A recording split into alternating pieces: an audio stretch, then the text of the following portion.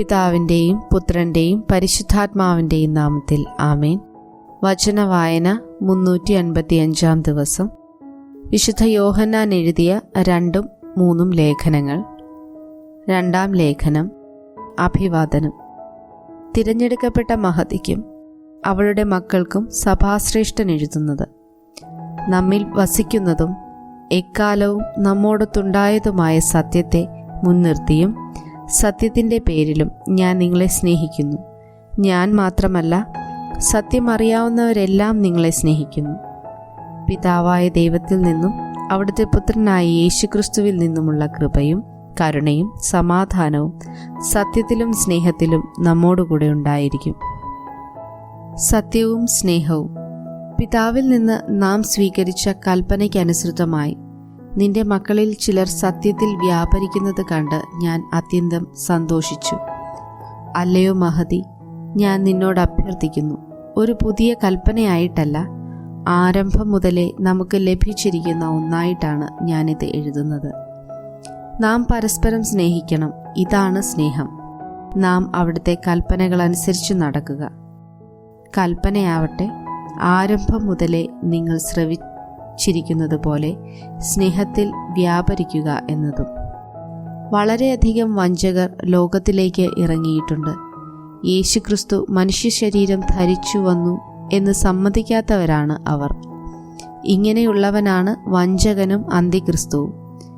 ഞങ്ങളുടെ അധ്വാന ഫലം നിങ്ങൾ നഷ്ടമാക്കാതെ അത് പൂർണ്ണമായി നേടാൻ ശ്രദ്ധിക്കുവിൻ. ക്രിസ്തുവിൻ്റെ പ്രബോധനത്തിൽ നിലനിൽക്കാതെ അതിനെ അതിലംഘിച്ച് മുമ്പോട്ടു പോകുന്ന ഒരുവന് ദൈവമില്ല. അവൻ്റെ പ്രബോധനത്തിൽ നിലനിൽക്കുന്നവന് പിതാവും പുത്രനും ഉണ്ട്.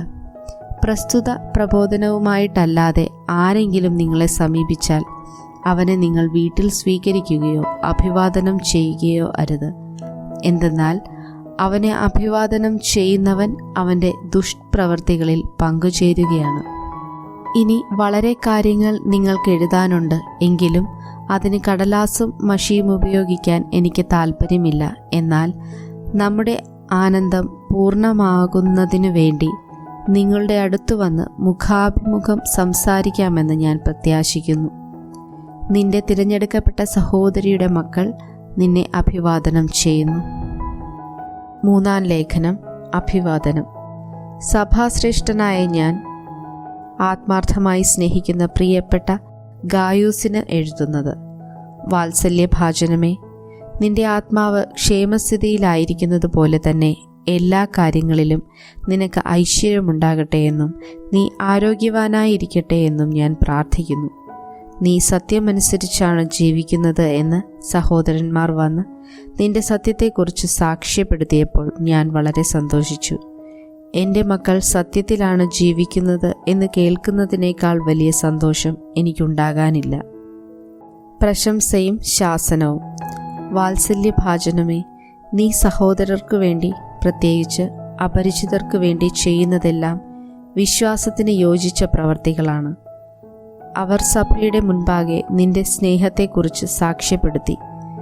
ദൈവത്തിന് പ്രീതികരമായ വിധം നീ അവരെ യാത്രയാക്കുന്നത് നന്നായിരിക്കും.